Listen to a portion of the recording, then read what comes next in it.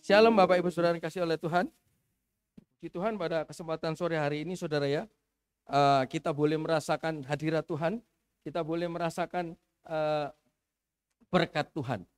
Saudara, seringkali kita mendengar sebuah ayat saudara ya, bahwa Tuhan itu bersemayam di atas puji-pujian orang Israel. Saudara, ketika saya renungkan ayat ini bukan cuma sekedar ayat saudara.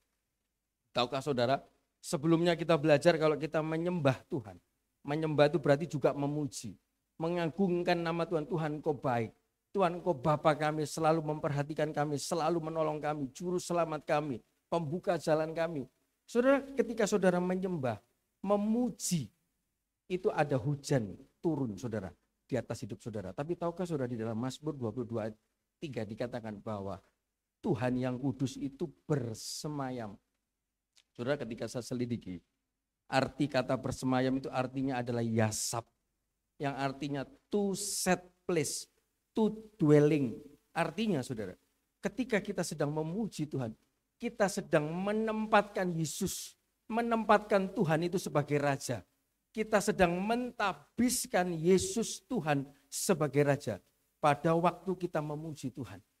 Jadi saudara, kesempatan ketika saudara sedang ada puji-pujian saudara, ketika setiap kita mau memuji, mau bertepuk tangan, mau berdiri, mau mengangkat tangan, itu kita sedang bersemayam, kita sedang to set place, kita sedang mentabiskan Tuhan sebagai Raja. Atau artinya saudara, kita ini jadi tim suksesnya Tuhan untuk mengangkat Dia sebagai Raja saudara. Dan tahukah saudara, tim suksesnya Presiden Jokowi saudara, ketika presidennya sudah naik di atas tahtanya, para tim suksesnya ini saudara, itu bukan hanya sekedar mendapat fee, dia mendapat jabatan, dia mendapat pekerjaan, dia dekat dengan orang nomor satu, dia dekat dengan orang berkuasa. Jadi saudara, kesempatan ketika ada puji-pujian saudara, mari memuji Tuhan. Ketika saudara sedang memuji Tuhan, itu sama dengan saudara jadi tim suksesnya Tuhan. Saudara sedang mentabiskan Tuhan. Beda halnya ketika puji-pujian dinaikkan, saudara diam. Saudara tidak tepuk tangan. Saudara tidak mengikuti jalannya puji-pujian dengan baik. Itu sama dengan saudara sedang mengkudeta Tuhan. Saudara sama dengan tidak mengakui Tuhan itu ada di atas tahta. Kalau Tuhan bersemayam di atas puji-pujian orang Israel, Tuhan itu bisa di atas tahta ketika ada satu orang yang memuji Dia. Tapi ketika ada satu orang yang tidak memuji Dia, berarti dia tidak sedang mengakui Tuhan sebagai Raja. Berarti dia sedang mengkudeta Tuhan. Jadi saudara, ketika kita sedang memuji Tuhan, itu kesempatan kita jadi tim suksesnya Tuhan. Jangan sampai kita jadi bagian orang-orang yang mengkudeta Tuhan saudara ya. Dengan ketika jalannya puji-pujian, kita tidak memuji Tuhan, kita diem, kita ngelamun saudara, kita lihat handphone atau kita ngapain saja. Karena saudara, ketika kita memuji Tuhan, ada kuasa Tuhan itu turun. Saudara, pada kesempatan sore hari ini kita akan belajar satu kebenaran firman Tuhan saudara ya. Masih ada di bulan April saudara ya, bulan di mana masih kita merayakan Paskah saudara ya, kematian dan kebangkitan Tuhan.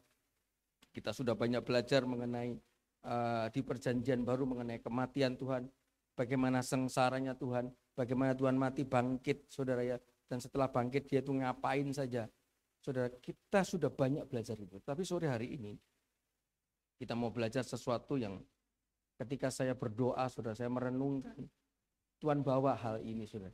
Kita mau melihat Paskah itu pertama kali itu ditemukan di mana? Apakah ditemukan di perjanjian baru? Dan asal muasal Paskah itu kata-katanya dari mana? Kejadiannya seperti apa? Sore hari ini kita akan belajar, saudara. Saya akan berikan judul mengenai Passover, saudara ya. Bukan Easter tapi Passover. Kita buka di dalam Keluaran 12. Keluaran 12 ayatnya yang ke-11. Keluaran 12 ayatnya yang ke-11. Keluaran 12 ayatnya yang ke-11. Saya tunggu sampai semua bisa membuka. Saya akan bacakan buat saudara semua. Keluaran 12 ayatnya yang ke-11. Demikian firman Tuhan, saya akan bacakan buat saudara semua. Keluaran 12 ayat 11. Dan beginilah kamu memakannya. Pinggangmu berikat, kasut pada kakimu, dan tongkat di tanganmu. Buru-burulah kamu memakannya. Itulah Paskah bagi Tuhan. Sekali lagi. Dan beginilah kamu memakannya. Pinggangmu berikat, kasut pada kakimu, dan tongkat di tanganmu. Buru-burulah kamu memakannya. Itulah Paskah bagi Tuhan. Saudara, ayat ini ditaruh dalam satu perikop di pasal 12 mengenai tentang perayaan Paskah. Ini momennya seperti apa, saudara? Momen Paskah pada waktu itu bukan momen seperti kita, saudara. Riah, meriah, saudara. Ada gereja hiasan di mana-mana. Tentang perayaan Paskah ini ditaruh pada momen ketika bangsa Israel ada di Mesir. Ketika bangsa Israel dan bangsa Mesir sedang mengalami tulah yang ke-9. Tulah pertama sampai tulah ke-9 sudah dilancarkan kepada orang Mesir. Tiba-tiba setelah tulah 9 Tuhan Yesus berbicara. Persiapan Paskah. Dan tiba-tiba ayat 11 ini muncul, saudara. Dan kita mau lihat, saudara, apa yang dikatakan Tuhan. Saudara, Paskah ini bukan hanya sekedar Tuhan Yesus disalib, bangkit. Habis itu dia naik ke surga, saudara, Roh Kudus turun. Bukan hanya sekedar rutinitas seperti itu, tapi kita perlu tahu, saudara, asal Paskah yang pertama kali dalam perjanjian lama ini seperti apa. Saudara, ketika pada waktu itu Musa dan Harun disuruh Tuhan membebaskan orang Israel di Mesir, saudara. Mereka sudah sampai di Mesir, mereka sudah ketemu dengan Raja Firaun, mereka sudah bernegosiasi berkali-kali, saudara ya. Sampai dilancarkan tulah pertama, kedua, ketiga, keempat, dan sampai ke-9 mengenai gelap gulita, saudara ya. Tiba-tiba Tuhan berbicara mengenai Paskah, saudara. Apa Paskah ini yang ada di dalam perjanjian lama? Kita lihat, saudara, mulai dari ayat 1. Keluaran 12 ayat yang pertama, saudara. Dikatakan di sini, berfirmanlah Tuhan kepada Musa dan Harun di tanah Mesir. Bulan inilah akan menjadi permulaan segala bulan bagimu. Itu akan menjadi bulan pertama bagimu tiap-tiap tahun. Saudara, ketika setelah selesai tulah ke-9 dan rencananya Tuhan untuk mengeluarkan bangsa Israel melalui Musa ini belum sempat terkabul, terwujud, saudara. Tiba-tiba di dalam 12 ayat 1 berfirmanlah Tuhan kepada Musa dan Harun. Saudara, ketika saya membaca ayat ini, saudara, dikatakan, saudara, pada waktu itu bulan-bulan itu bulan-bulan September, saudara. Jadi setelah tulah 1 sampai tulah ke-9, saudara, itu memasuki bulan September dan mereka itu akan memasuki hari perayaan musim semi.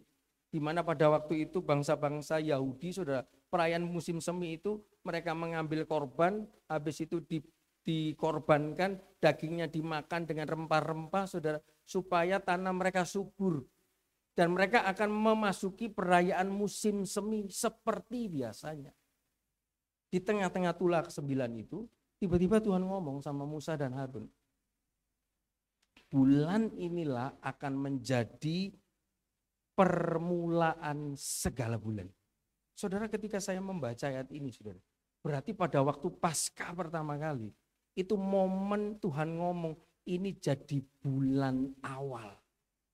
Sekali lagi, saudara, jadi bulan awal. Dan saya renungkan, loh, Paskah ini kan bulan April. Kalau bulan awal itu kan Januari. Biasanya yang terjadi di bulan-bulan awal itu apa, saudara? Biasanya yang terjadi di bulan-bulan awal, ya sudahlah, ini memasuki bulan Januari, ya kesalahan kita yang lama itu ditinggalkan, dosa kita yang di tahun lalu ditinggalkan, ayo mari kita buka lembaran baru. Kita akan memasuki musim yang baru. Ternyata, saudara, di momen Paskah, Tuhan ngomong, itu adalah awal segala permulaan bagi saudara dan saya. Dan saudara, bagian pertama ini, saudara, untuk memulai, saudara, seringkali Bapak Gembala bilang di awal bulan, hari pertama, cari Tuhan dulu. Alangkah penting sekali, saudara, di bulan-bulan awal, di hari-hari awal, di minggu-minggu awal saudara, sebelum kita memulai hidup, kita harus mendengar firman. Kita harus mendengar instruksi Tuhan. Penting sekali saudara, apalagi untuk memulai hidup kita. Kita harus dengar firman, kita harus dengar instruksi Tuhan. Musa dan Harun sebagai pemimpin itu ngerti betul saudara, ini memasuki musim semi. Mereka tidak mau mungkin berjalan ketika mereka belum dengar instruksi daripada Tuhan. Tuhan tahu, Musa dan Harun ini tahu. Mereka bisa hidup, mereka bisa melakukan ini semua hanya tergantung instruksinya Tuhan. Dan kita sama-sama tahu saudara, ketika Musa dan Harun tepat melakukan instruksinya Tuhan, mereka dibela Tuhan, mereka bisa keluar, mereka bisa selamat, mereka bisa terbebas dari orang Mesir. Dan orang Mesir kalah semua. Itu hanya dari mereka dengar firman dan dengar instruksi Tuhan.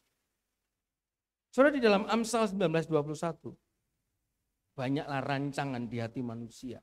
Setiap kita punya rancangan A, rancangan B, rancangan C. Pingin buat begini, pingin buat begitu, pingin pikir begini, pingin pikir begitu. Tapi sekali lagi saudara, keputusan itu keputusan Tuhanlah yang terlaksana. Semakin banyak kita mikir pakai kekuatan kita sendiri, semakin berat hidup kita, saudara.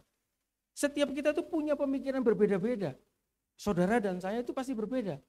Karena kita semua punya otak yang berbeda-beda, tetapi ada satu hal yang kita perlu tahu, saudara.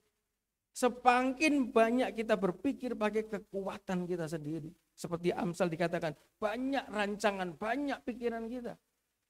Tapi keputusan Tuhanlah yang terlaksana. Kalau kita sudah tahu, kalau itu Tuhan, keputusan Tuhan yang terlaksana, ngapain kita pikir pakai pikiran kita sendiri, saudara. Kadang-kadang manusia seperti itu, saudara. Contoh simpelnya, saudara. Kalau ban mobil saudara kempes, gembos, saudara pakai pikiran, saudara gimana ya caranya? Aku ngangkat mobil ini pakai tanganku, aku manggil orang, aku bayar orang. Padahal saudara cuma tinggal ambil dongkrak. Saudara di dalam Tuhan punya dongkrak, saudara. Itu iman saudara. Frekuensi rohani saudara harus selaras dengan Tuhan. Karena kalau enggak saudara, semakin berat hidup saudara. Saudara pikir pakai kekuatan saudara.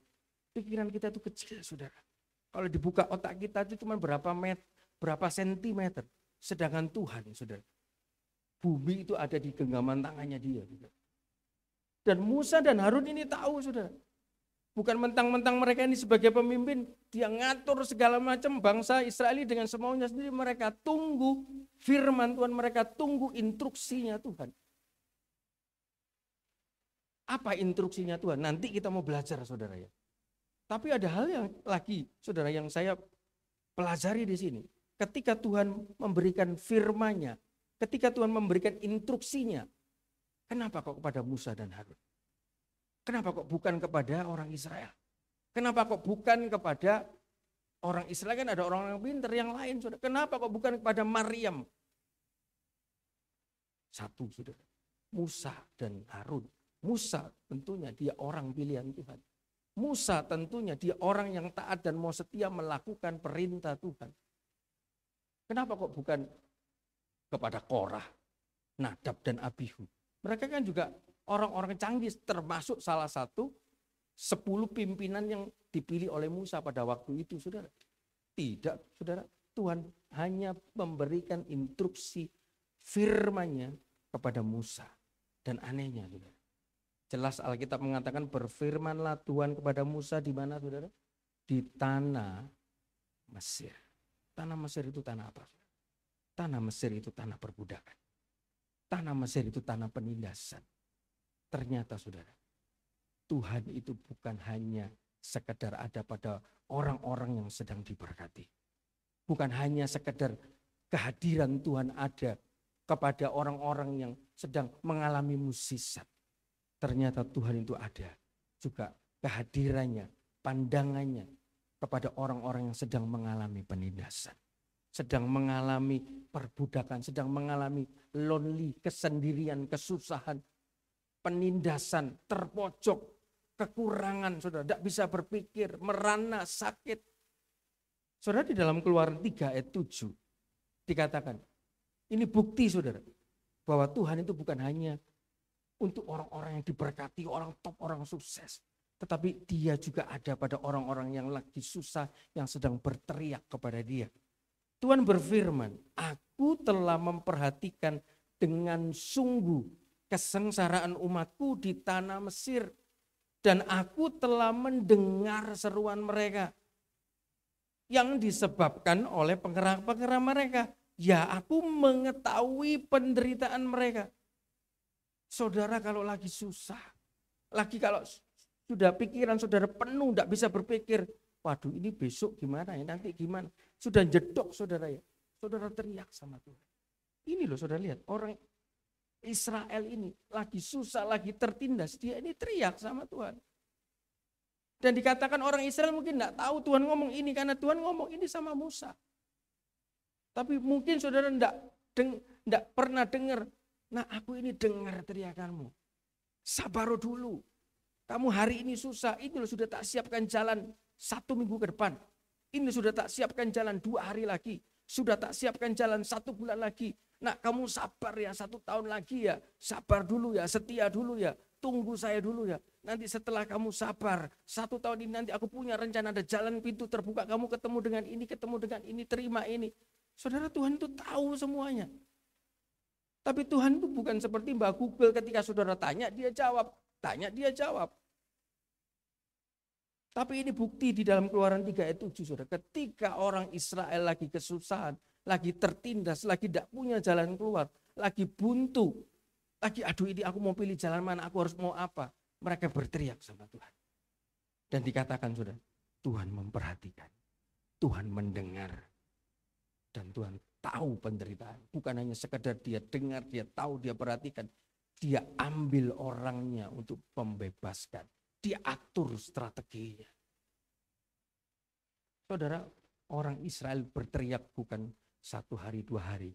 Bukan 1 bulan 2 bulan, bukan 1 tahun 2 tahun. Hampir belasan dan puluhan tahun. Tuhan lagi siapkan ini orangnya, ini Musa. Nah kalau aku bebaskan kamu pakai orang lain, nanti kamu tidak bebas. Harus Musa. Tapi Musa ini harus tak didik dulu 40 tahun di sini. Saudara, kita tidak pernah tahu rencana Tuhan dari awal sampai akhir. Tapi sore hari ini kita mau belajar. Firman Tuhan disampaikan di tanah Mesir. Di tengah-tengah penindasan. Di tengah-tengah perbudakan. Di tengah-tengah kesusahan. Hari ini kalau saudara dan saya susah, teriak sama Tuhan. Dia dengar. Dia tahu penderitaan saudara.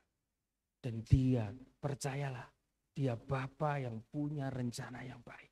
Dia sedang mendengar dan menyiapkan rencana pembebasan, pelepasan, pembukaan jalan, pertolongan, penyembuhan untuk saudara dan saya. Firman Tuhannya jelas, ketika orang Israel berteriak, dia dengar. Dia pakai Musa, suruh datang. Dan dia ngomong sama Musa, saudara.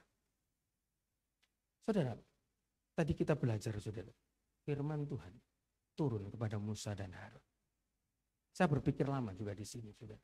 Tiba-tiba saya teringat Imam Eli dan Samuel. Kenapa kok suara Tuhan, firman Tuhan, kok terdengar oleh Samuel yang masih kecil, belum punya jabatan, masa depannya tidak jelas. Sementara Imam Eli, dia kepala rumah ibadat, dia sudah tersohor, punya jabatan, dilihat orang, punya pelayanan. Tapi firman tidak turun kepada Imam Eli. Ternyata saudara, Tuhan berbicara, instruksi Tuhan itu tidak melihat jabatan, tidak melihat umur, tidak melihat kekayaan, tapi melihat ketaatan dan hati orang tersebut, saudara. Kenapa kok saya bisa bilang begitu? Samuel, saudara, anak yang masih kecil, otomatis kan anak yang masih kemama-mamaan, saudara. Semua anak yang masih kecil, saudara, coba lepas, ditinggal sama mamanya, pasti nangis. Tapi Samuel kecil, diserahkan kepada Imam Eli. Di Alkitab tidak mencatat Samuel meronta-ronta. Samuel taat sama mamanya. Dari hati yang taat ini, Tuhan melihat dan Tuhan mau berbicara. Hari ini siapapun daripada kita, mungkin saudara tidak melayani di depan.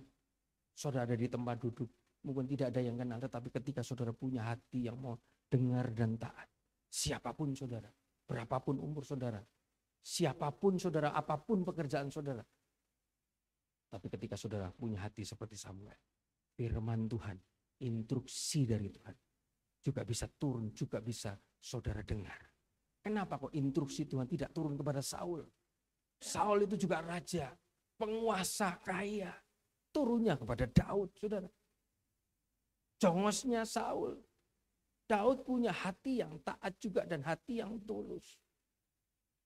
Dan firman Tuhan pada waktu itu turun kepada Musa dan Harun. Karena Tuhan lihat mereka ini orang-orang pemimpin yang punya hati yang tulus. Tidak ada motivasi dalam hidup mereka. Karena itu mereka bisa mendengar firman dan instruksi daripada Tuhan. Dan dikatakan sudah, Tuhan bilang bahwa ini adalah permulaan segala bulan bagimu. Akan menjadi bulan pertama bagimu di tiap-tiap tahun. Pasca ternyata sudah dijadikan momen untuk mengawali sebuah musim yang baru. April ini kita merayakan Paskah. Percayalah, akan ada musim yang baru buat saudara dan saya. Buat jemaat-jemaat Surya Kebenaran yang mau percaya, saudara.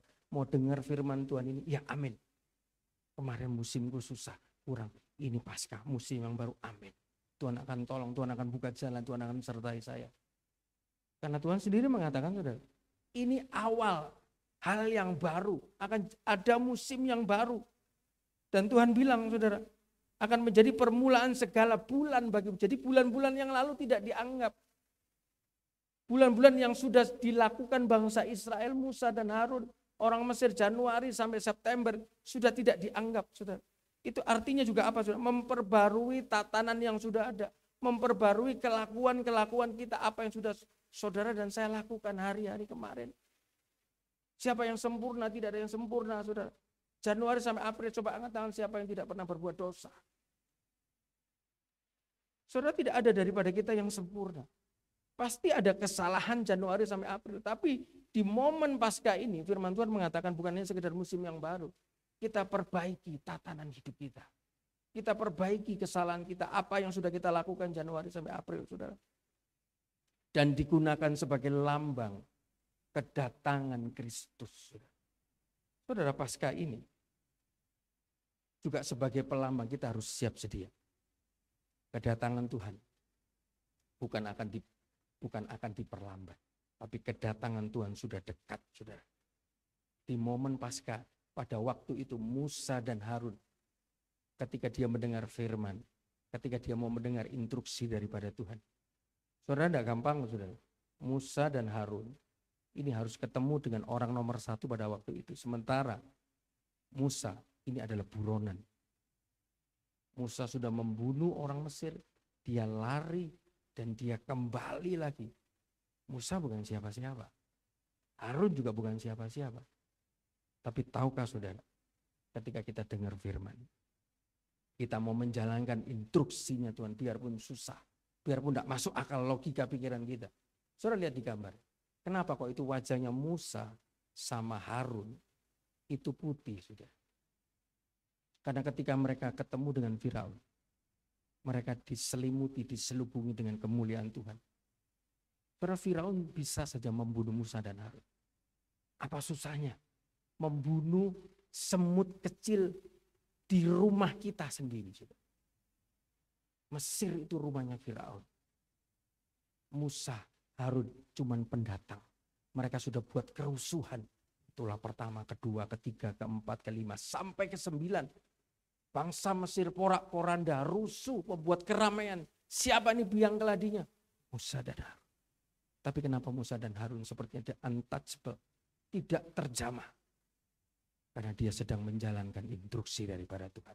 Dia diselubungi, diselimuti dengan kuasa dan kemuliaan Tuhan. Di dalam Keluaran 14:14, Tuhan akan berperang untuk saudara dan saya. Dan kamu akan diam saja. Ketika kita dengar firman, kita lakukan, saudara. Tuhan sendiri akan berperang buat saudara dan saya. Saudara, di dalam ayat 1 dan kedua, itu Tuhan sedang berfirman kepada Musa dan Harun. Kita masuk bagian yang kedua. Firman tentang apa, saudara? Tuhan ngomong tentang apa sih? Sama Musa dan Harun ini Tuhan sedang mau ngomong apa? Disuruh apa mereka berdua ini? Kita lihat ayat yang ketiga, saudara. Quran 12 ayat yang ketiga. Katakanlah kepada segenap jemaah Israel, pada tanggal 10 bulan ini diambillah oleh masing-masing seekor anak domba, menurut kaum keluarga seekor anak domba untuk tiap-tiap rumah tangga. Saudara, pada bagian ini saya berikan judul, saudara, instruksi Tuhan mengenai korban.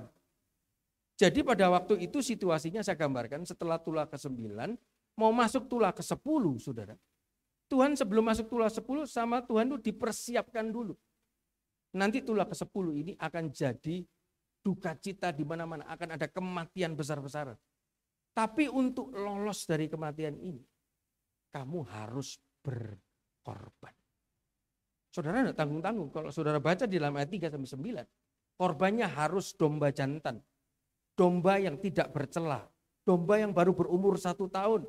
Habis itu harus dipanggang. Habis dipanggang, dibakar, saudara. Darahnya harus disaput di ambang batas rumah. Setelah disaput di ambang batas rumah, harus dimakan dengan roti tidak beragi. Dimakan dengan sayur pahit. Habis begitu harus dihabiskan. Dimakannya di dalam rumah dengan seluruh isi keluarga. Setelah itu tidak boleh keluar dari dalam rumah sampai pagi. Saudara, begitu banyak instruksinya Tuhan mengenai korban. Kepada Musa yang harus disampaikan kepada bangsa Israel. Saya bayangkan, saudara ya, di tengah-tengah kesibukannya Musa, pasti Musa sebagai pemimpin kan sibuk, bukan ongkang-ongkang di atas kursi kepemimpinan, tinggal perintah Harun sana, ini sini. Tidak, saudara. Musa juga pasti kepalanya lagi pecah. Tuhan, ini kamu suruh saya keluarkan orang Mesir, ini sudah sampai tulah ke-9 loh Tuhan. Aku sudah buat keributan sama orang nomor 1. Musa juga manusia, pasti pikirannya juga ada, saudara. Waduh, belum lagi dia mungkin dikudeta sama orang, dimata-matai sama orang. Mungkin dia diancam sama orang-orangnya Fir'aun, saudara. Pasti banyak segala macam pikiran yang berkecamuk di pikirannya Musa sebagai pemimpin. Di tengah-tengah kesibukannya Musa mau mengeluarkan orang Israel dari Mesir, saudara.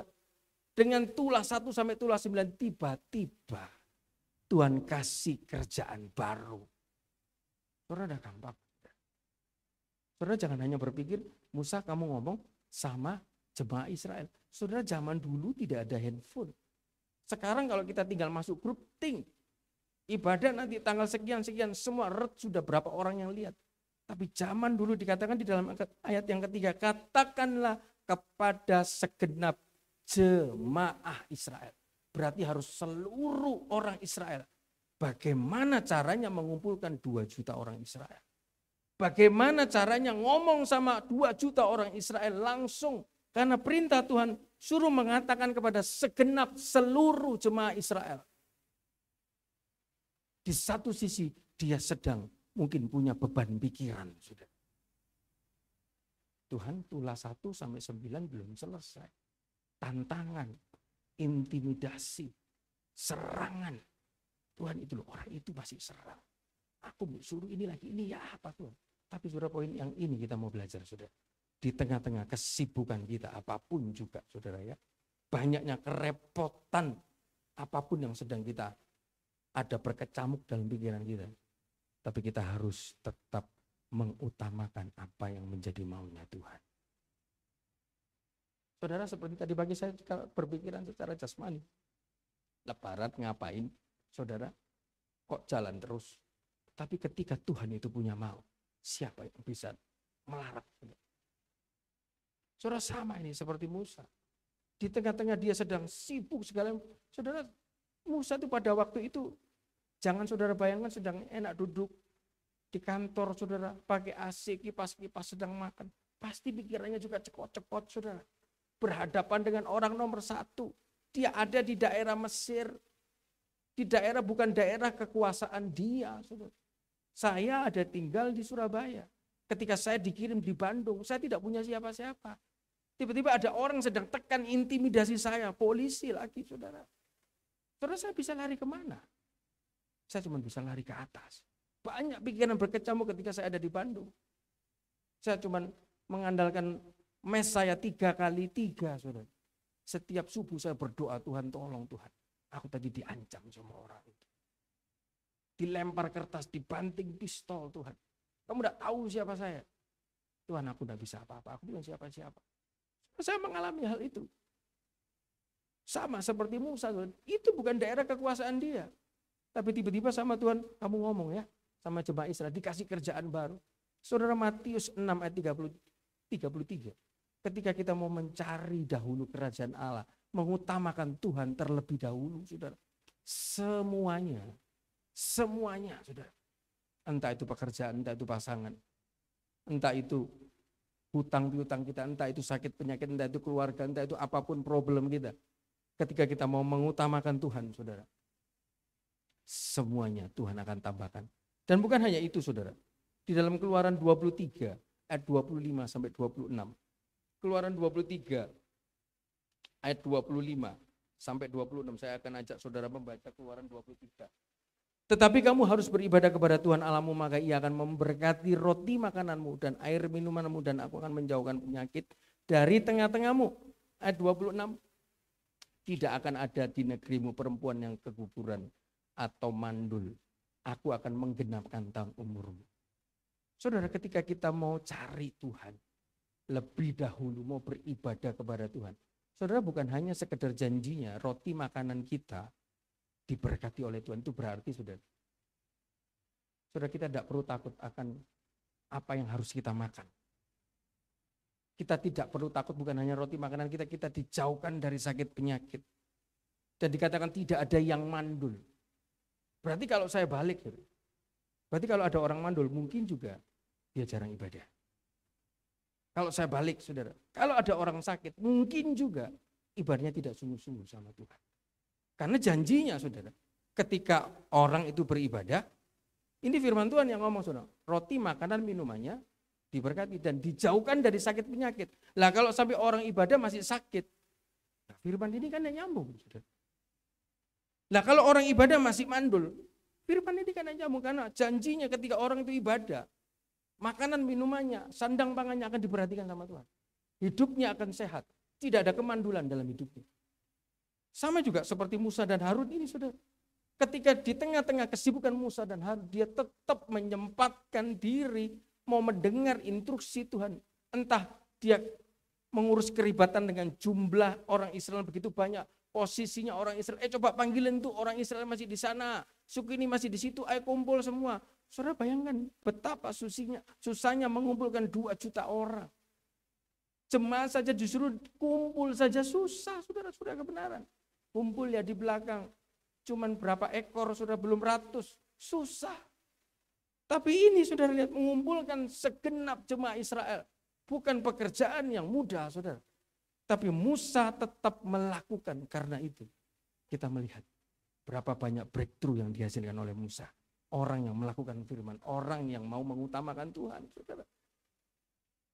Perintahnya apa, saudara? Kumpulkan semua, kamu ngomong sama mereka. Ambil domba, persembahkan, dan perhatikan saudara. Pada tanggal 10 bulan ini diambillah oleh masing-masing seekor anak domba menurut kaum keluarga. Seekor anak domba untuk tiap-tiap rumah tangga. Diulangi 2 kali saudara. Menurut kaum keluarga, tiap-tiap rumah tangga. Dan saya kasih tahu saudara. Di dalam Keluaran 3 ayat 2. Di dalam Keluaran saudara ayat 2 dikatakan apa saudara? Keluaran 12 ayat 23. Bahwa orang Israel itu tidak boleh keluar dari rumahnya, tunggu sampai pagi. Setelah mereka membakar dombanya, makan dombanya, harus tunggu di rumah. Dan harus seluruh isi rumah. Saya sempat membayangkan. Nah, kalau suami istrinya lagi berantem, tadi kamu dengar enggak? Musa tuh suruh kita ambil domba. Kita kan lagi berantem, enggak pernah mau pulang. Pasti enggak selamat. Kalau anak dan orang tua lagi cekcok, saudara.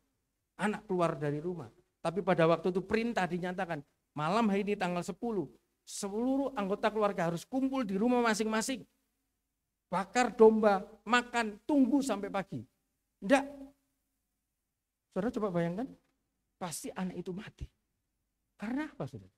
Karena saudara, pada waktu setelah mereka makan dan mereka tunggu sampai pagi, di malam itu ada malaikat yang sedang berkeliling, saudara. Dan dia hanya melihat tanda kalau di ambang batas pintu rumah itu ada darah. Dan itu umat Israel akan terlewat dari kematian. Bayangkan kalau pada waktu itu ada salah satu anggota keluarga yang tidak ada di dalam rumah, pasti mereka akan mengalami kematian. Apa maksudnya ini, saudara? Ternyata, saudara, keselamatan berkat, saudara, kelepasan, musisat, promosi, itu diawali dari rumah tangga. Sekali lagi, keselamatan, berkat, kelepasan, promosi diawali dari rumah tangga. Omong kosong, saudara, ketika orang berkhotbah luar biasa, tapi rumah tangganya hancur. Benny Hinn lihat, saudara, dia bisa menyembuhkan orang, tapi dia cerai dengan istrinya. Untungnya, ujung-ujungnya dia berbalik. Sekali lagi, saudara, rumah tangga itu poin yang penting, saudara. Rumah tangga poin yang penting. Di dalam 1 Timotius 5 ayat ke-8, orang yang tidak memperhatikan sanak keluarganya dianggap lebih murtad, saudara, dari orang-orang yang sudah jauh daripada Tuhan. 1 Timotius 5 ayat ke-8. Ketika ada seseorang yang tidak memelihara sanak keluarganya, apalagi seisi rumahnya, orang itu murtad dan lebih buruk dari orang yang tidak beriman. Rumah tangga itu penting, saudara. Jangan ribut saja di dalam rumah tangga. Terjadi gontok-gontokan antara suami, istri, orang tua, anak. Besan dengan besan, besan dengan menantu. Saudara, kalau terjadi pemberontakan, terjadi ketidakrukunan di dalam rumah tangga, saudara.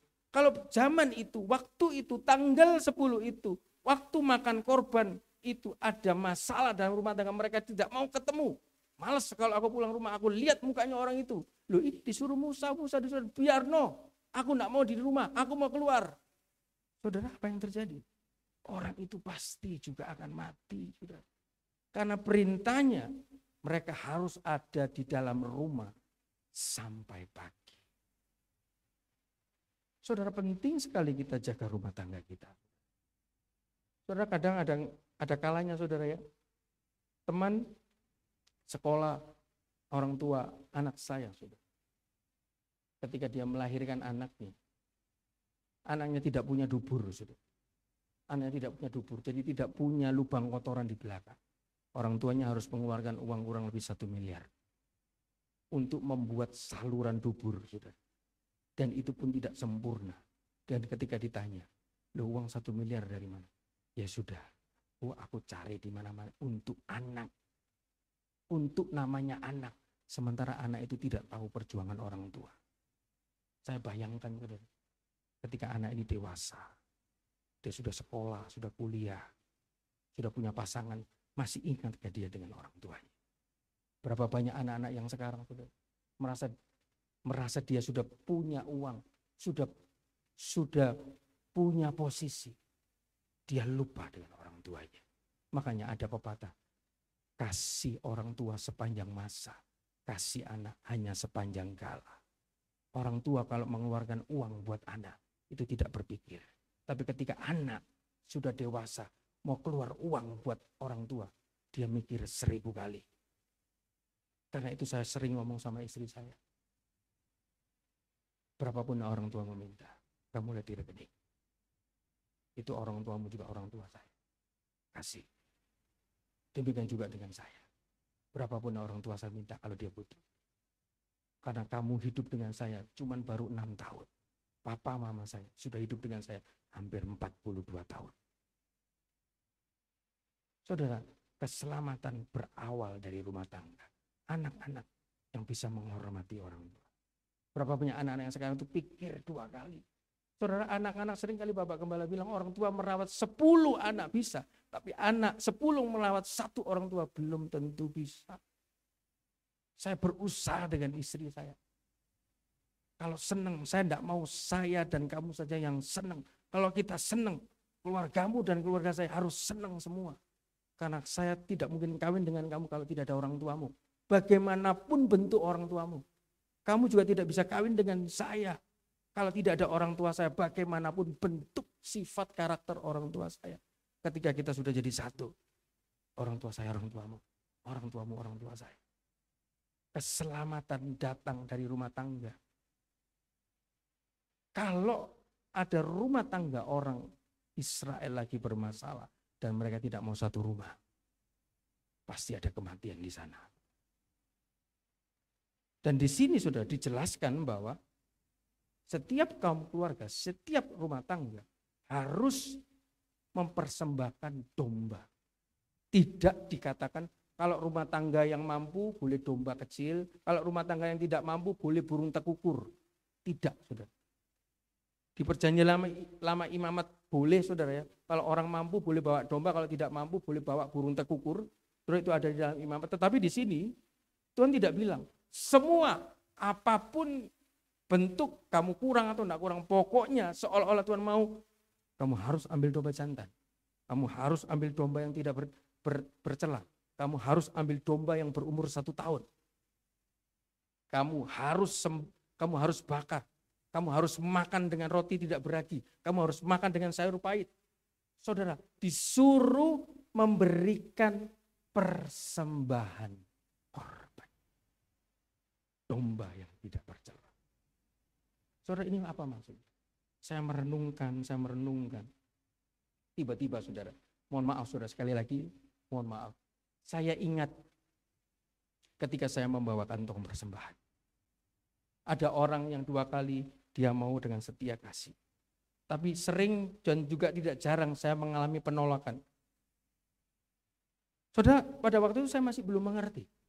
Tapi tiba-tiba Tuhan ingatkan saya momen pada waktu saya ngasih persembahan dan saya mendapatkan tanda begini. Saya tidak sedang menghakimi yang begini dengan saya, tidak. Saya sedang berbicara firman Tuhan. Saudara, ketika saudara sedang memberikan korban, ketika saudara sedang diberi kesempatan memberikan korban, saudara sedang diberikan kesempatan ditaruh di dalam perhatiannya Tuhan. Sekali lagi, ketika saudara sedang diberikan kesempatan untuk berkorban, saudara sedang dikasih kesempatan anugerah untuk bisa terlihat di dalam pemandangannya Tuhan. Saya akan buktikan di dalam Markus 12 ayat 41, saudara. Markus 12 ayat 41. Pada suatu kali Yesus duduk menghadapi peti persembahan, perhatikan, dan memperhatikan bagaimana orang banyak memasukkan uang ke dalam peti persembahan. Jadi saudara, percayalah ketika saudara bukan sedang ditodong, saudara sedang diberikan kesempatan untuk diperhatikan oleh Tuhan. Dikatakan Tuhan sedang memperhatikan bagaimana orang banyak memasukkan. Saudara, Tuhan tidak tuntut berapa jumlah besarnya. Tuhan sedang tidak tuntut harus 100.000 ya, harus 50.000 ya. Tidak. Pada saat itu dikatakan banyak orang kaya memberi jumlah yang besar. Tapi yang jadi fokusnya Tuhan. Ada orang janda miskin cuma punya 2 peser. Tidak punya apa-apa saudara. Cuma punya itu saja. Tapi dia mau persembahkan. Ternyata janda itu jadi perhatiannya Tuhan. Saudara, bagaimana enaknya kalau hidup kita diperhatikan oleh Tuhan. Saudara susah, Tuhan langsung perhatikan, ditolong. Saudara sedang mengalami kesulitan, langsung dibuka jalan. Itu karena saudara ada di dalam perhatiannya Tuhan. Kalau saudara diberikan kesempatan untuk berkorban, itu saudara sedang diberikan anugerah untuk diperhatikan hidupmu, pekerjaanmu, masa depanmu, kesulitanmu. Saya tidak sedang menghakimi yang begini dengan saya, tidak. Saya sedang berbicara firman Tuhan. Orang Israel tidak peduli bagaimana kekayaannya, berapa uangnya.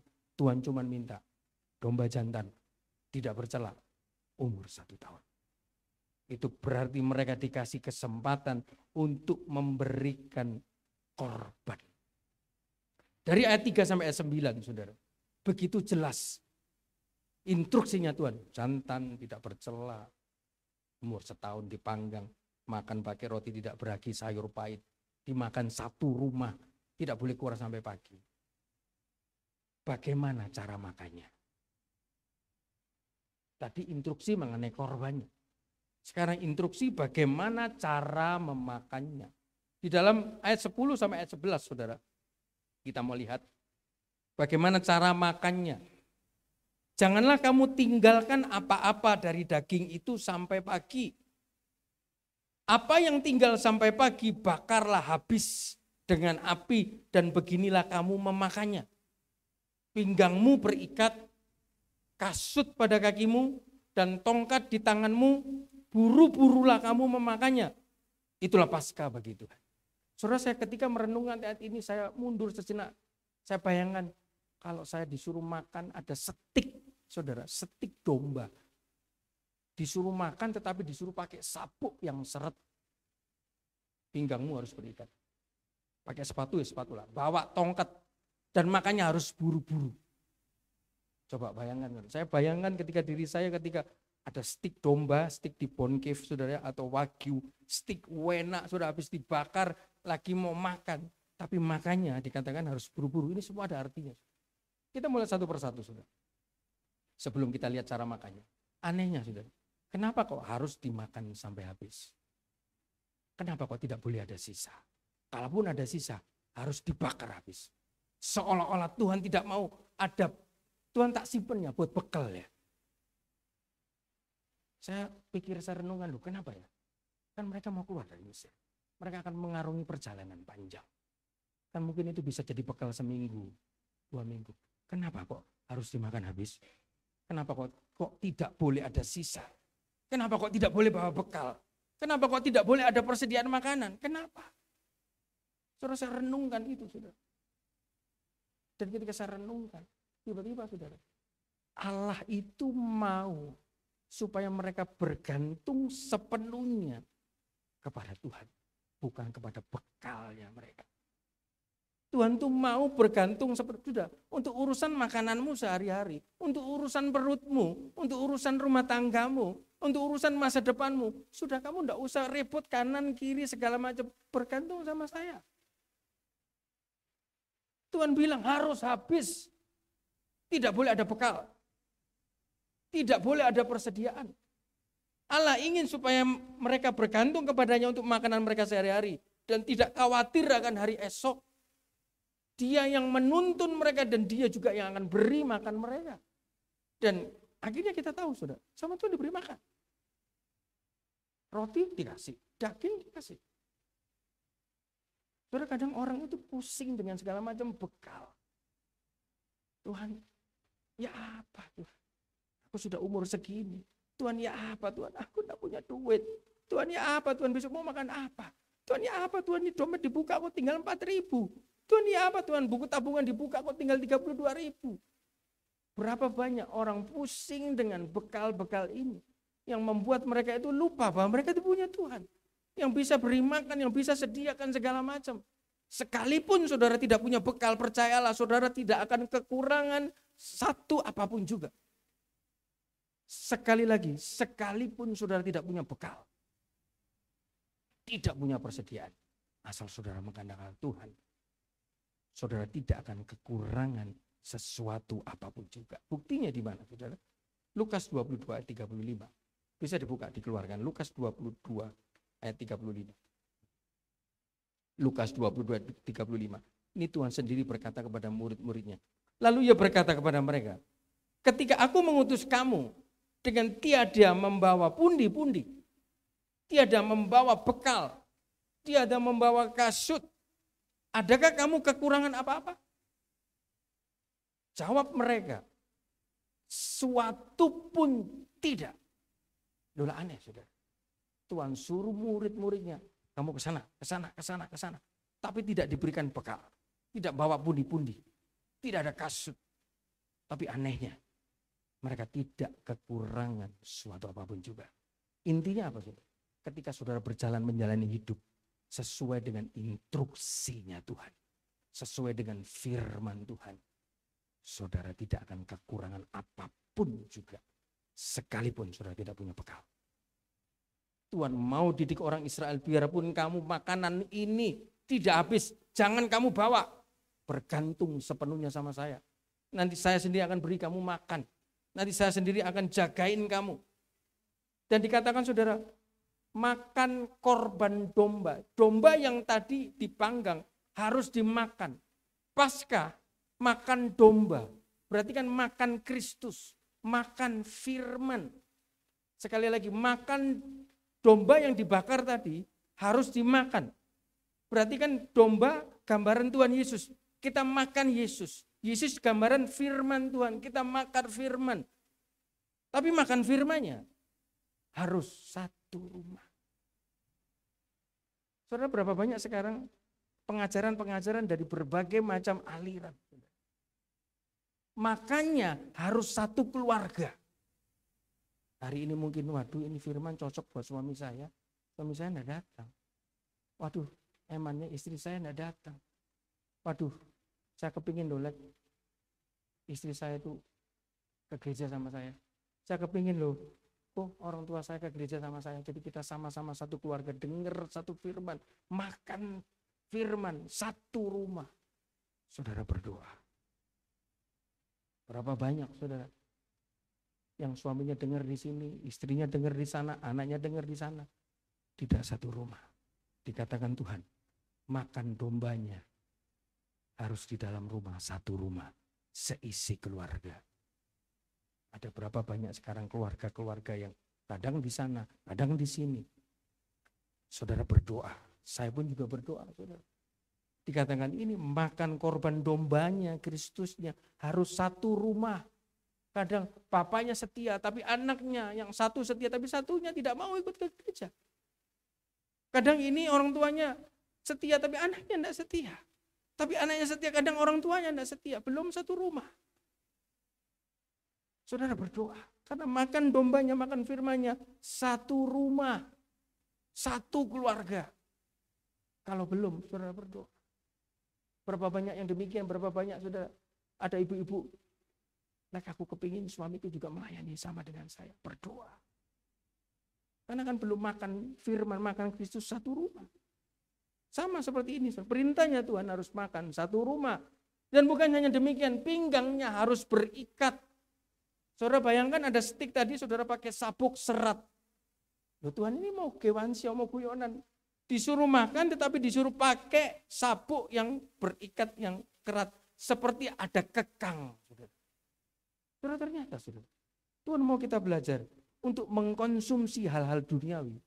Entah itu mulut kita, entah itu mata kita, entah itu untuk kehidupan kita tentang hal-hal duniawi. Ketika kita konsumsi harus ada kekang, saudara.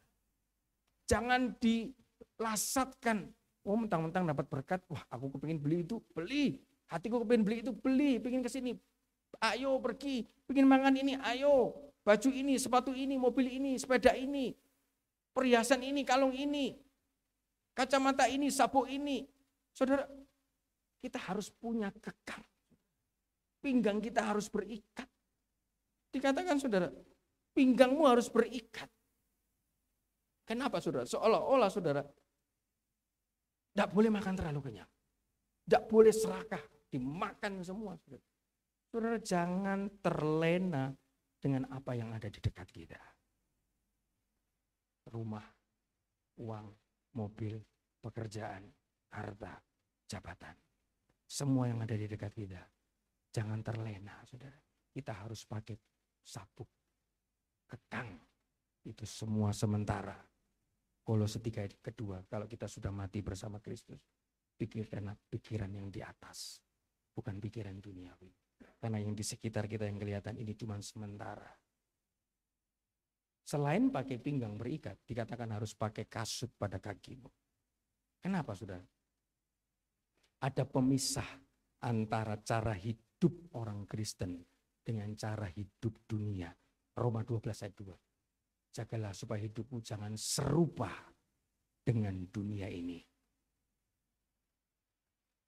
Saudara, berapa banyak orang yang hari-hari ini bukan orang dunia, tapi orang Kristen yang serupa dengan dunia. pelayan Tuhan yang serupa dengan dunia. Hamba Tuhan yang serupa dengan dunia. Jemaat Tuhan yang serupa dengan dunia. Saudara, firman Tuhan, harus kamu punya kasut. Kakimu tidak boleh nempel langsung dengan dunia ini, dengan bumi. Harus ada sekat, harus ada jarak, harus ada beda. Kamu dengan dunia tidak boleh berhubungan langsung. Memang benar kamu tinggal di dunia. Karena itu kamu harus pakai kenangan selengkap senjata Allah, saudara. Ini kasut berbicara, saudara, hidupnya tidak boleh sama, serupa dengan dunia. Saudara, saya tanya, Tuhan yang paling marah selama saudara baca di Alkitab dengan siapa? Dengan orang sombong? Paling Tuhan ngomong sama sombong, aku terkutuklah orang yang sombong. Dengan orang Farisi, paling Tuhan ngomong, kamu ular beludak. Dengan Yudas, muridnya yang mengkhianati, apakah Tuhan marah? Paling, waduh, lebih baik kamu tidak dilahirkan, Yudas. Sama Petrus yang kerasukan setan, iblis pergi. Tuhan marahnya tidak frontal, saudara. Tapi pernahkah saudara tahu Tuhan paling marah? Sampai dia meluapkan emosinya. Sampai dia menjungkir balikan mejanya. Sampai dia bawa cambuk-cambuki. Orang-orang itu dengan siapa? Dengan para pedagang di rumah ibadah. Dan ketika saya renungan, kenapa kok Tuhan paling marah dengan para pedagang? Dengan orang-orang di rumah ibadah yang punya otak dagang. Orang yang cari Tuhan hanya pikirannya untung dan rugi. Orang yang melayani Tuhan pikirannya hanya untung dan rugi. Orang yang mencari Tuhan hanya kepentingannya, otaknya cuma dagang. Oh, enggak apa-apa, aku enggak dibayar. Tetapi di gereja itu ada orang itu. Kalau aku terlihat orang itu melayani, nanti aku dikasih kerjaan. Nanti aku bisa dipromosi. Saudara, Tuhan paling marah dengan para pedagang. Orang-orang yang ada di rumah Tuhan. Tapi dia tidak sedang beribadah. Tapi dia sedang berpolitik dagang dalam pikirannya. Berapa banyak sekarang gereja dipakai bisnis, dipakai perdagangan. Berapa banyak sekarang hamba-hamba Tuhan, pelayan-pelayan Tuhan. Pikirannya cuman untung diri sendiri. Seringkali kita gereja di sudah kemudian diajar. Seperti tadi pagi, para dapur cengli sudah 1 tahun 4 bulan. Kalau cuma 3 hari, kalau mereka berpikir untung rugi. Saudara, berarti ada otak dagang. Tuhan paling marah dengan orang otak dagang. Saudara, selama mama saya jualan di gereja ini, saya selalu bilang, "Mah, gak usah cari untung rugi ya. Anggap ini melayani." Selama mama saya jualan, dia tidak pernah tanya, "Besok Om, siapa yang datang, berapa orang saya siapkan makanannya." Dia selalu siapkan makanannya, habis tidak habis, untung tidak untung. Kalau tidak habis saya makan sendiri. Saya dengan adik saya angkat sendiri, kora-kora sendiri, pulang angkat lagi. Selama berminggu, berbulan dan bertahun. Tidak pernah ada persungutan. Saudara boleh tanya sama bapak, pernah sekali mama saya, tidak bisa Pak Herman. Setiap hari Minggu, di mana saat tugasnya, secapek apapun, dia harus bekerja. Dia tidak pernah untung rugi. Mah, ojo mikir untung. Iya. Kalau kita ikut Tuhan, hanya berpikir untung. Saudara, sungguh malang sekali nasib kita. Tuhan paling marah dengan orang yang melayani tapi tidak punya kasut. Yang hidupnya serupa dengan dunia. Yang hidupnya ada otak dagangnya, saudara. Melayani hanya untuk motivasi, untung rugi. Percuma, saudara. Kesempatan kalau kita bisa melayani tapi rugi, itu kesempatan kita akan diberkati lipat kali ganda, saudara. Karena itu Tuhan bilang, ketika kamu makan harus berikat, harus berkasut, dan harus bertongkat. Saudara, tongkat ini adalah senjata gembala untuk menghalau musuh. Saudara, kita harus punya senjata, kita harus punya firman Tuhan sebagai senjata kita menghadapi situasi dunia hari-hari ini, saudara. Kalau kita tidak pernah baca firman, kita tidak pernah dengar firman, bagaimana kita bisa punya tongkat? Dan anehnya saudara, sudah makan steak yang enak, sudah disuruh pakai sabuk, suruh pakai sepatu, suruh bawa tongkat seperti suruh cepat mau pergi. Dan dikatakan buru-burulah kamu makannya. Saudara, kenapa kok pada waktu itu orang Israel disuruh buru-buru makan? Seolah-olah, sudah kamu jangan perhatikan makan pokok, sekedar makanlah. Saudara, makan buru-buru karena siap harus pergi. Hidup kita, saudara, bukan dari dunia ini. Kita akan pergi. Pergi kemana? Ke Yerusalem. Apapun yang di dunia ini sedang kita lakukan, kita harus seperti ini. Semua diutamakan untuk kelanjutan hidup yang akan datang, saudara. Disuruh buru-buru supaya siap-siap mau pergi. Jangan terlena dengan makanan yang enak ini. Jangan terlena dengan dunia yang sedang Tuhan izinkan ada di sekitar kita. Fasilitas apapun yang ada di sekitar kita. Kadang ada orang, saudara, ya, dulu saya belum bertobat, mobil baret sedikit, saudara, saya udah bisa tidur, saudara. Waduh, baret eman rek. Kapan hari istri saya, waduh no, serempet no, ya apa sih, no. Saudara, kadang kita seperti itu, saudara. Tapi sekarang mau gini, mau gitu, bukan saya tidak ngerawat, ya sudah. Kalau sudah terjadi, ya sudah dibetulkan. Kan enggak suka, ya sudah dijual. Saudara, kadang ada orang yang seperti itu, hanya sedikit dipikir, saudara. Sampai enggak bisa tidur, sampai enggak tenang. Waduh, besok ada masalah, dipikirin terus. Saudara, belajar seperti ini. Buru-buru, seperti siap mau pergi. Mau pergi kemana? Ke Yerusalem. Kadang ada orang cuma stuck di satu masalahnya, di satu kurangnya, di satu kesulitannya, di satu penindasannya. Dia tidak melihat rencana yang besar, saudara. Yohanes 14 ayat 2. Di rumah Bapakku itu banyak tempat.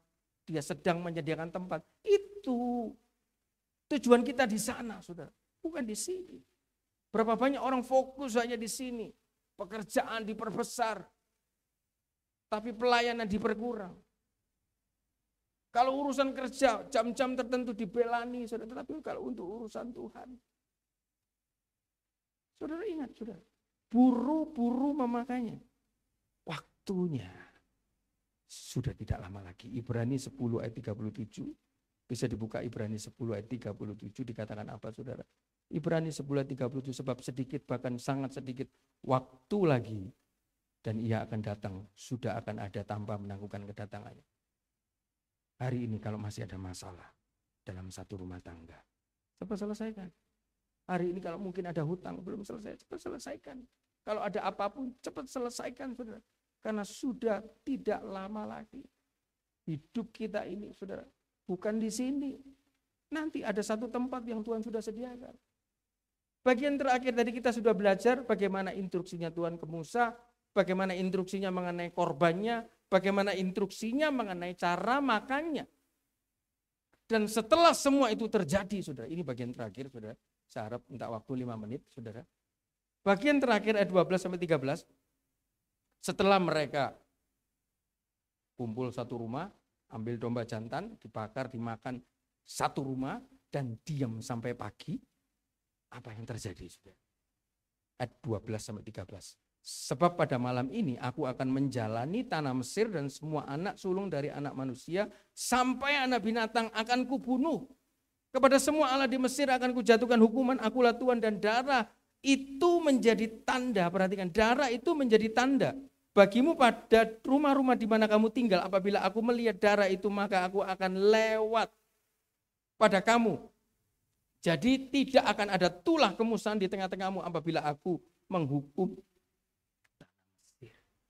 Saudara, ternyata, saudara, pada masa terjadinya bencana yang menimpa orang banyak, yang menimpa orang-orang Mesir, bangsa Israel, ada sebagian orang-orang tertentu, umat pilihan Tuhan, yang terluput, yang disembunyikan Tuhan, entah itu di atas langit, entah itu di bawah langit. Mereka tersembunyi, mereka terlindungi dari hantaman, sengat atau penghakimannya, atau bencananya. Percayalah, saudara, apapun yang sedang terjadi di sekarang ini, entah itu bencana, gempa, banjir, tsunami, angin. Ketika kita mau berkorban dengan benar, ketika kita mau makan dengan benar, ketika ada tanda darah, kita akan terluput, saudara. Kita akan belajar bagian terakhir. Apa maksud tanda darah? Tuhan menandai umatnya, saudara. Tuhan bilang, setelah kamu sembelih domba itu, darahnya kamu ambil, kamu saput ya di atas ambang batas rumahmu. Berarti ada tanda darah. Saudara, Tuhan menandai umatnya. Ketika saya mikir, saudara, ketika yang lain semua gagal. 9 tulah itu kan gagal. Itu 9 tulah ini adalah kan cara supaya orang Israel keluar dari Mesir. Ketika yang lain gagal, darah berhasil membebaskan orang Israel. Ketika semua cara tulah ini semua gagal melepaskan, membebaskan orang Israel dari Mesir, saudara. Dengan darah ini, dengan tanda darah ini, berhasil membebaskan, melepaskan orang Israel dari Mesir. Bagaimana caranya? Kita semua punya tanda darah itu. Kalau kita punya tanda darah, sudah. Sekalipun di kiri, di kanan, ada hantaman, ada tsunami, ada bencana alam. Kita akan disembunyikan, kita akan diluputkan Tuhan. Saudara, apa maksudnya tanda darah itu? Saudara, tadi dikatakan, yang boleh makan domba itu harus umat Israel. Saudara, di Ibrani, kalau kita sudah percaya Tuhan, mengaku dengan mulut dibaptis, kita sudah dicangkokkan jadi Israel rohani. Kita sudah memenuhi umat Israel, saudara. Dan bagaimana kita mendapatkan tanda darah yang kedua? Kita harus jadi orang mau berkorban. Dan korbannya harus sesuai dengan maunya Tuhan. Korban yang terbaik bukan cuma sekedar korban ecek-ecek. Bukan ketika saudara dikasih kesempatan berkorban, saudara begini. Saudara sedang dikasih kesempatan untuk saudara ditaruh di hadapan mata Tuhan. Kalau saudara mau punya tanda darah, saudara. Satu, saudara ketika sudah mengaku dengan mulut, saudara sudah dibaptis, saudara harus berkorban. Dan cara makanya harus benar, harus berikat pinggang, harus berkasut, harus bawa tongkat, dan harus buru-buru. Saudara, Daud punya tanda darah. Di 1 Samuel 16 ayat 12. Kenapa Daud bisa mengalahkan Goliat? Selain dia disertai Tuhan, dia ada tanda darah. Tandanya dari mana? 1 Samuel 16 ayat 12. Dikatakan apa, saudara? Dan darah itu menjadi, kemudian disuruhnya Allah menyebut dia, ia kemerah-merahan. Darah itu warnanya merah. Daud punya tanda darah, sehingga dia bisa berhasil mengalahkan Goliat. Ketika saudara dan saya punya tanda darah, Goliat apapun yang menghadapi hidup saudara, saudara pasti bisa hadapi. Saudara pasti bisa perangi. Saudara pasti bisa menang. Karena saudara punya tanda darah. Syaratnya harus umat Israel. Dan bagian terakhir, bagian yang paling akhir, mereka harus ada di dalam rumah. Saudara bayangkan kalau di dalam rumah, serumah dengan orang yang sedang bertengkar. Seringkali kalau kita pergi dengan Bapak Gembala, Tuhan berikan kami satu roh, berikan kami satu roh. Bayangkan kalau di dalam mobil selama 2 jam, balik pulang 4 jam perjalanan kita dengan orang yang sedang tidak cocok, saudara. Kan tidak enak, saudara. Betul enggak? Kalau kita satu rumah semua cocok, enak, saudara. Bayangkan itu dari jam 10 sampai pagi. 11, 12, 1, 2, 3, 4, 5. 7 jam. Harus satu rumah. Kalau satu rumah anggota keluarganya cocok semua, enak, saudara. Tapi kalau tidak cocok, mau tidak mau, cocok tidak cocok, kamu harus tetap satu rumah. Berarti kan harus apa? Harus lulus. Kenapa saya kasih judul pass over? Pass itu artinya lulus. Setiap kita harus lulus. Berapa banyak saya lihat, saya sering kali ngomong sama dulu anak-anak komsel saya, kamu harus lulus dulu sekolah ikan gurami. Kamu harus lulus dulu sekolah Bapak Kris Jami. Sebagai anak harus lulus dulu. Sebagai istri harus lulus dulu. Baru setelah mereka lulus, baru namanya pass over. Terlewati, terselamatkan, terlepaskan, terbebaskan, mengalami mukjizat. Saudara, pasca ini, sudahkah hidup kita lulus sebagai pelayan Tuhan? Sudahkah hidup kita lulus sebagai suami, sebagai istri, sebagai apapun lah dalam hidup kita? Karena ketika kita lulus, saudara, sekalipun di luar susah, dikatakan pass over. Mereka lulus, tetap berdiam satu rumah tunggu sampai pagi. Mereka lolos bahaya, mereka selamat. Dan ketika keluar mungkin mereka tidak bawa bekal, tapi Tuhan kasih yang indah apa? Seluruh harta orang Mesir dikasih cuma-cuma. Mereka pergi, orang Israel jadi kaya raya. Kalau lulus, saudara akan mengalami berkat Passover. Seringkali terjadi dalam kehidupan saya. Apapun yang saya alami, saya harus lulus dulu. Saya tutup dengan satu kesaksian, saudara. Satu kali ada satu klien, saudara. Saya sudah tangani, saya sudah sempatkan datang jauh-jauh, saudara. Tapi satu ketika, sudah beberapa tahun saya handle dan tidak pernah ada masalah. Tiba-tiba saudara, Tuhan izinkan ada orang lain masuk, saudara. Orang lain dari pihak saudaranya si owner ini masuk dan tiba-tiba posisi saya digeser. Saudara, secara manusia tidak enak, tidak ada hujan, tidak ada apa-apa. Tiba-tiba posisi saya digeser dan habis begitu tanpa pertanyaan atau apapun, saya tidak salah apa-apa. Saya disuruh ngasihkan semua pekerjaan saya disuruh ngajari orang yang baru ini. Dan habis itu saya disuruh meninggalkan pekerjaan saya dan saya harus komitmennya harus ngajari sampai dia bisa dan setelah jalan saya tinggal. Saudara, secara manusia tidak enak, saudara. Tapi ketika saya renungkan ini Passover, bisa enggak saya terima, bisa enggak saya lulus lewati masalah ini. Saudara, setelah selesai, saya cuma Tuhan, terima kasih Tuhan. Kamu izinkan saya melewati hal ini. Tidak lama, saudara. Tuhan ganti dua klien yang baru. Saudara, kadang dalam hidup kita, Tuhan masalahnya kita lulus atau tidak. Karena kalau sudah lulus, seperti bangsa Israel, mereka semua akan terselamatkan. Puji Tuhan, demikian firman Tuhan. Saya berdoa semoga ini bisa menjadi berkat. Saya kembalikan kepada Bapak Gembala.